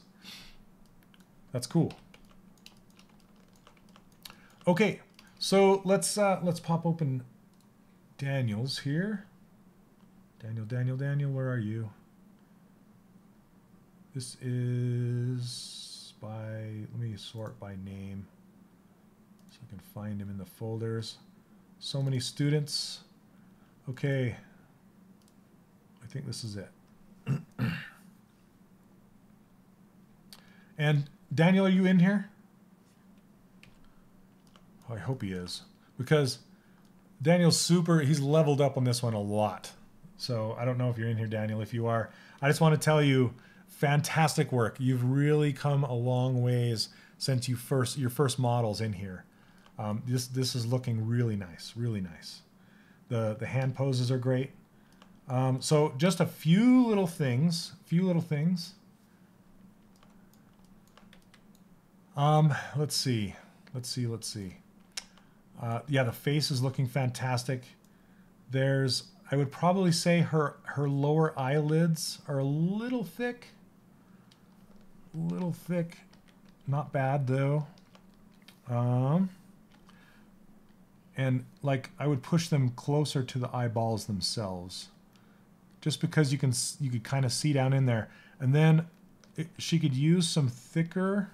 This is the exact same comments that I just gave John. So it's that cheek line. Let me show you really fast what I'm talking about, okay? I'm going to do it with Polypaint so you can see what I'm talking about. I apologize, Daniel, for making your model look ugly for a moment. But I want to show you when I get to what I'm doing, I'm talking about this in the anatomy module that's coming. But this is super important for facial structure that a lot of people miss. Okay, see this line right here, and then it's making this weird triangle thing right there. Okay, that means that your cheek is disappearing. It's not. There's not enough structure. Feel your face right here. Put your fingers on your cheeks right here. These are your cheekbones. This is the highest, farthest out spot of your skull on your face. That's the apex. That's where it sticks out the most. And it's missing right here. See, it's missing because it's coming off the eye and going straight down like that. There's no apex, okay? So how can we fix that? Let me undo the Polypaint. There's like a triangle that you should pay attention to. If you make the mask of your eyes, okay, and it comes down like this, and then it comes around and goes up over top of the nose. That will help guide you as far as where the cheek line goes and then where the cheekbone is, okay? So it's about right here and then it goes down. And that's the triangle part I'm talking about. So that will help you figure out the apex of your cheek, which is about right here, okay? So let's undo that, and I'm going to that's what I use the pinch brush for, is to start to pull out the apex around where that mask would be. And I'm just going to pull it out. Even if it looks bad for now, it will start to pull that geometry out in the silhouette, as you can see right here. See that little point that's happening? It's starting to pull out. I can use the move brush in the same way to just start pulling it out, because it needs to have that cheek in order to be appealing, okay? There goes my dog. Okay, so now I can turn on smooth. I'm gonna turn off RGB on smooth because I don't wanna affect the color. I only wanna affect the surface. And then we can come in here and smooth this down just lightly and get rid of that sharp point. I'm gonna get rid of this down here too. But you can see, and I'll kind of go back and forth with pinch and smooth, because I want to pull it out more right here. Okay, and then smooth it back down. And I'm letting go of smooth to use that super smooth, or whatever the heck it's called, to relax the polygons around there, okay? And I'm just smoothing it back down. Now we're starting to get the cheekbone to be right there. See that? It's starting to catch the light. So it's starting to make the light roll around the cheek right there where it was missing before. Hey, you know my dog's name. Trixie. She was born on Halloween. Her name's Trixie. Okay. So I can continue that back to about here till it feathers out, is essentially where it goes, okay? You can start to feel that. Then I can grab inflate and just kind of fill out the areas that I, just to kind of just to fill from the cheek down and make sure it's not being concave or anything like that. And you can just smooth that out, because you don't want a hard ridge right there unless that's what you're going for. You know what I mean? Then again, on the nose, I'm looking for an area about like this, where you want the muscle that's coming off of the bridge of the nose that's going into that, where that cheek starts. So if I were to grab the poly paint again, it's right here, right? And it goes around like that. And then the bottom of that muscle is what makes the smile line, okay? So you can follow that right around the mouth. See how that makes the smile line? That's kind of your guidelines. And then this one goes this direction and creates that cheek. And then there's another one that goes down right there. So that's another one that you can use to either caricature your character, depending on, what you're doing, if it's male or female or whatever. On females, this line right here is typically just smoothed right into the surface of the cheek. But you will see these two, okay? Treaty? Tricks or treaty? Okay, does that make sense, you guys? So I'm gonna grab the fill brush and come in here and just start to fill this part in and just build it up to kind of start to make that mouth right there. But again, it's too much, so then you have to come back in and smooth it back down, right? But just those little changes will start to make it look, it's already appealing, but it will just start to build up and make it a little more towards realism and believability and appeal. Okay, but she's looking older because I brought the smile lines down too far. And then in her nose, you do want to have a tight crease around the nostril right there. So I'm just going to crease that back up. You might have had it already and I smoothed it out, but make sure it's there.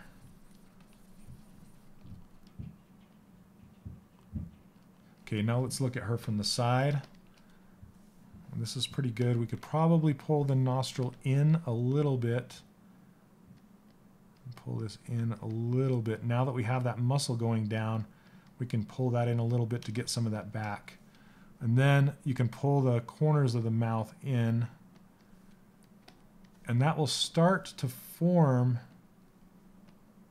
this shape right here, that S curve, right? That's kind of what you're looking for from the side profile, is somewhat of an S curve, but not so much that it's going to be like, oh, that's not looking right. Just kind of follow your gut and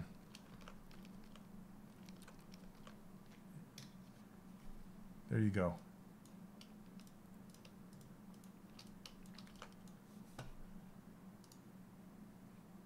Okay. Does that make sense to you guys? Those kind of those. So it's super subtle. So let's even see if it looks different from what Daniel had before. I'm going to pull this cheek down just a bit. So now you can see the light catching on the cheek right there. Can you guys see that? On that line, it's just the light is now rolling around that cheek better. Super subtle, but you can make, move the camera around to make sure that light is rolling on the cheek. Okay, so I'm going to pull open the original and we can compare the two here. Okay, so here's the original. And then let's see, which one is it? This is the new one. Very, very subtle. But you can kind of see what that changes as far as that cheek roll. See the cheek roll right here? How it's not like this. So scoop around that eye and make sure you have your cheekbone there. Even if it's subtle. The zygomatic process. I don't use big words, Mark. It's the cheekbone, man. But yes, thank you very much. The zygomatic process. I need to write these things down so I can like have a cheat sheet up here and reference what I'm trying to say. Okay. Anyway, the other thing I wanted to say with this character was, like I said, she's looking super cool. The hands are looking nice. I think I changed the color of this glove. There we go. The fingers are a bit on the squishy round side, so you might want to just come in there and just kind of define them a little bit, but they're looking nice. Oh, yes. So Floyd, how to do a snapshot on your background on purpose, okay? A lot of people do it on accident. If you ever drop your model to the canvas is what it's called, then all of a sudden you're like, what? How? You start drawing a whole bunch of different versions of your model.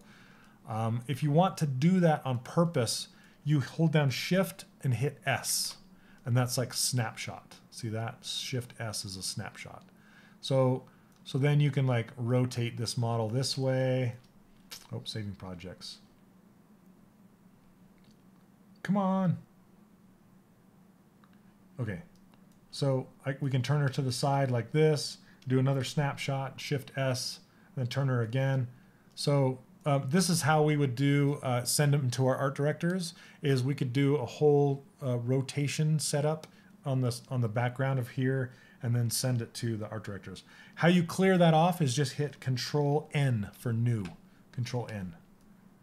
So no, it took a long time to save because.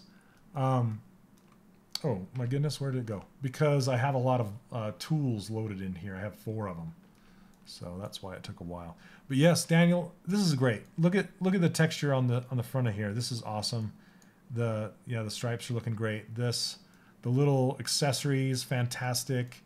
And her shoulder plates, her crown, everything. The last bit I was going to mention is maybe just keep working on this hair. The hair is probably... The hand poses now, just make them a little stronger. Maybe add some, maybe try and add a little bit of plane on the top of those fingers, not too much, just a little bit. So not super crisp edges, but just enough to make them not look so sausagey. But the poses themselves are really nice. The back of the hand maybe be a little too big, but what I mean by that is just like, let's solo this. Just pull it in just a little bit, and make it slightly more of a box, right there. As far as her hand, not an elongated box. This is exaggerated, but I just noticed that on this other hand, it's more apparent. You can see how this feels like an elongated box. So let's grab this and move it here. If I solo, you have your hand and your gloves taking up the same spot, but I'm just going to shrink that up just so it's more of a square right there. That's it. All right. Let's undo that for now. And if you ever make gloves or whatever, you can delete the geometry underneath, get rid of it, because the the underlying geometry has gotten its usefulness, so you can now get rid of it. Otherwise, it could cause problems in your map baking process if you were to make I can't talk today. If you were going to bake maps after this, it doesn't look like you're going to bake maps because this is she's posed looking like you're going to print her out. But yeah, the hair is looking good, but it needs just a tiny bit more love. Yeah, the wind and the clothes, fantastic. This cape is really nice. You could put a bit more undulation in the bottom of the cape like this. You know, something like that, and make it so it's not so straight. Let me see what we got here. Okay. Yeah, so because as a cape stretches out, it's going to be longer on this side. So you guys, if you're ever going to be moving capes or clothing or things like that around, it's much easier to use the Move Elastic brush than it is to use the Move brush. Or you can use the snake hook brush, okay? So I'm going to show you why right here. See that? See how it just stretches all together? So this should be a little higher on this side, and then you can kind of scoop it. Much easier to edit that way. Maybe add another scoop in the back right here. So it's got like double scoop. 2 scoops. And then you can make it, yeah, the billowing is working. Very cool.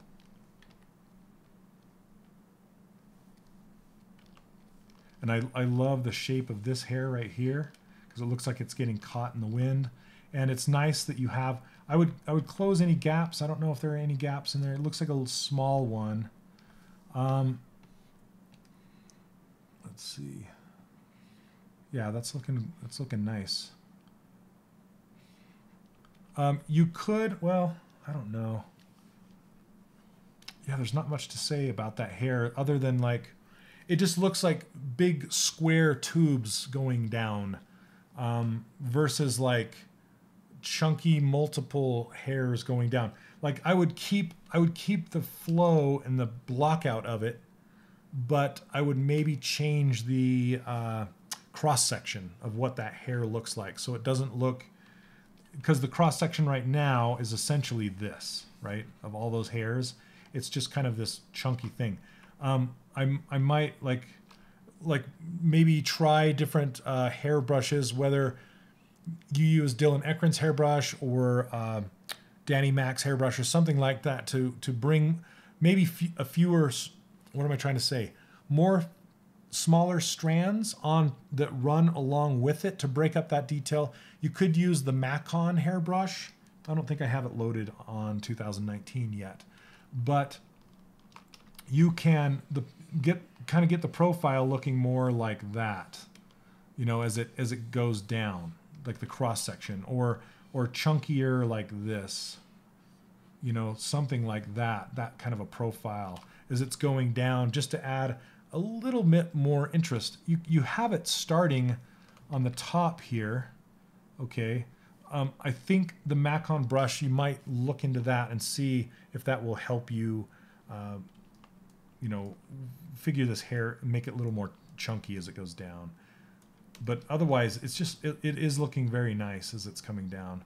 Use, maybe find some anime figures that already exist that have hair like this that you could mimic. That, you know, maybe some hair that you like. Maybe this square look is what you're going for, but me personally, it's just something that I'm reacting to, going, maybe square isn't the best idea for that. But as far as the flow and how that's all working, it looks nice. Okay, so anyway, yeah, great work on that. The last thing I have to say about these eyes is you've built them out, and that's hard to do with big anime eyes when it's actually going into the eye itself rather than sitting on the surface. It makes them look good, but it's you just kind of have to be careful with it. Let's see if I can turn off. Where are the eyes? I'm just turning off the color on some of these things so we can see. Oh, it must have a texture on it. Okay, texture, where are you? Texture map. Yeah, let's turn that off. Okay. Yeah, that's not too bad. It looks pretty good. If you're going to be printing this in 3D, that's probably the way you want to go. So you're not far off there. Is there a way to do spirals in the air that doesn't collapse in geometry? For hair, there is. Man, okay, I'll have to show that. I'll have to show that on another Q&A session because I don't think Steve is still in here, but he came up with a really interesting way to add spirals to a hairbrush that has that's being used as a curve brush. So let me see if I can just kind of show you really quick. I don't have any hairbrushes set up. IMM. Is there a tube brush in here? Curve. Hold on a second. I don't think I have. This curve strap brush is probably the closest thing. Is there more? What is this? A vine? Okay. Okay, hold on a second. Let me grab this. Is this multiple subdivisions? Yeah, I'm just going to delete these subdivisions, lower and higher. Okay, and so after you grab something, then you can actually lock the position and start to like twist it around like this, and it'll start to actually twist. But you can lock the end on it. Let's see. Stroke, curve, curve functions, modifiers. I'm trying to remember how to lock it. It's been a while. Delete snapshot, lock, bend,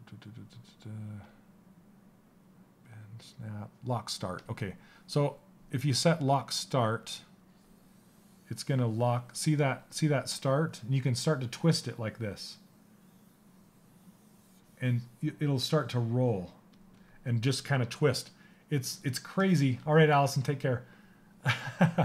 But you can start to twist it. So if this wasn't a vine brush and it was a hair brush, you can literally whip it into circles in space, and it will start to add a twisty curl as that hair goes down, if that makes sense. It's a really trippy way of doing it, but it works. It's hard to see with this vine because, I mean, the leaves are just all around, but anyway, you can do it with a hair. So if I had that Macon hairbrush, you could literally spin it in space, and it would start to do, it would start to twist it up.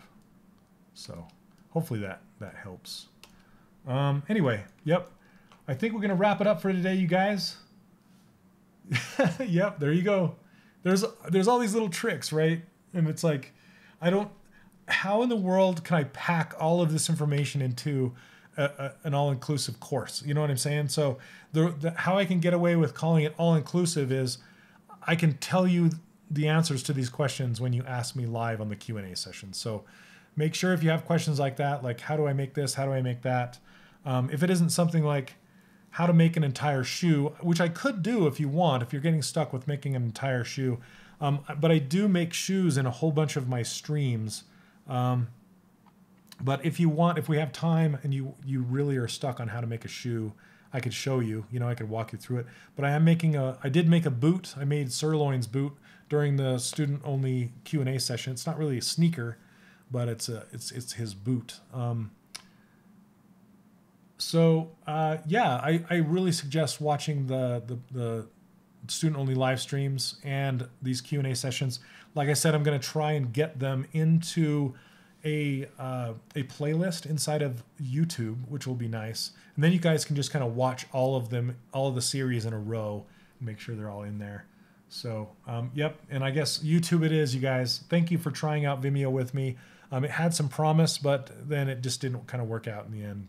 And that's okay. Nothing wrong with that. I was just trying to get a little more of that latency back. And the latency on Vimeo is actually 15 seconds. So it's only a 5-second difference. Not that big a deal. So, yep, there you go. Yes, and I don't mind, honestly. I don't mind, if you guys ask me something that I've shown before. Feel free. If you're stuck with it and you're just like, because I understand, it's like, man, you guys, you have so many videos. How can I find just this one little sliver of information without having to dig through, 1,000 hours of video? Just ask me. I'm happy to answer the questions. How do you do glass material? There is material inside of ZBrush that is transparent, but ZBrush doesn't natively render transparent materials very well. If you want to do transparent materials, I suggest you render them in other software like Keyshot or like Arnold or something like that. But actually inside of ZBrush, I know it's possible. I just kind of tend to stay away from it because it's really weird and hokey. So, all right. Well, I'm glad you think so, Marks. I like YouTube. I like the way it works. It's easy to set up. It's easy to post the links inside the community. It's easy to, you can set yourself a notification right there on the watch page to remind you to come watch it later. Yeah, there's all sorts of good things. So, Stu, you struggle with laces on shoes. So there's a laces insert multi-mesh brush. If you guys ever want to do, so there's this stitch. Sorry, I'm still going. And it will just do stitches. Hold on. Delete higher. There you go. Stitches. There's this one. And you just check out the insert multi-mesh repository on ZBrush Central. There's literally a shoe stitch brush, like a shoelace brush. And I used it on Alice in Wonderland on her boots. Let me see. Let's get this down here and do IMM shoelaces. Let's see if you'll find them right away. There you go. So, this is the laces. So there's the repository over on ZBrush Central, and there's also this one on Bad King. You can some of these are you can buy them over here. Well, you donate. This is $0. So, but this is the lace brush that I used on Alice in Wonderland's boots. And you literally just draw the laces right up the boots, and it comes with the eyelets and everything. And then you just have to go in there and just push them around. It's really cheaty, and I love it. So you can check those out. I guess this is Bad King as well. This is the Insert Multi-Mesh repository. You can find the laces and buttons and all sorts of things here. There's lots and lots. There we go. There's laces right there. All sorts of different sizes.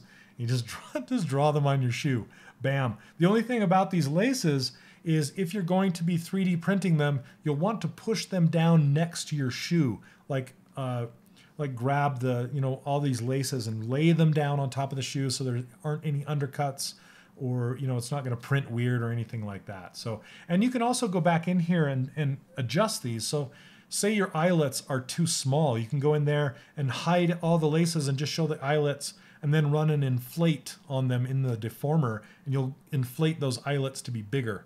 So there's certain things you can do. You can make your own insert multi-mesh brushes. Like if you're doing hair or something like that and you want it to twist as you draw, you can make that happen, stuff like that. So anyway, guys, I can keep going on and on and on. All right. Oh, you can't. Oh, gosh. You can't switch. Dang it. Dang it. Dang it. Okay, I'm going to show you again really fast. Where is it? Where is it? Where is it? I keep forgetting to switch. I'm sorry. Okay. IMM laces. 20 seconds later. Okay. So here's the laces for Bad King. Boom. Right there. You see those? And then I'm going to go back and I'm going to show you the laces from the Insert Multi-Mesh repository. They're right here, right there. Okay? So you can find those laces in both places. Laces in both places. Anyway, guys, that is it. I'm going to wrap it up for today. Thank you, guys. If you have any questions for next week, feel free to send them to me, shane.olson@3dcharacterworkshop.com. If you are stuck on your model, you need some feedback, I will usually cherry pick characters that I see needing feedback from the community. I'm in there all the time. I'm watching that community. So if I see that you're struggling, I'll say, hey, send me your model. We'll talk about it on the Q&A session this Friday. But if you're really wanting feedback and you're stuck and you're just like, I don't know where to take it, like with Snow White, you just don't know what you don't know. So you're just like, how can I get around this? Feel free to send me your model. Ask me if I can address it on the Q&A. I'd be happy to. I take them as first come, first serve as they come in. So anyway, guys, thanks very much. And we will see you next Wednesday. Unless you're going to come watch me live on the Pixelogic live stream, we'll see you Monday. All right. Take care, guys. Have a good one. Happy sculpting.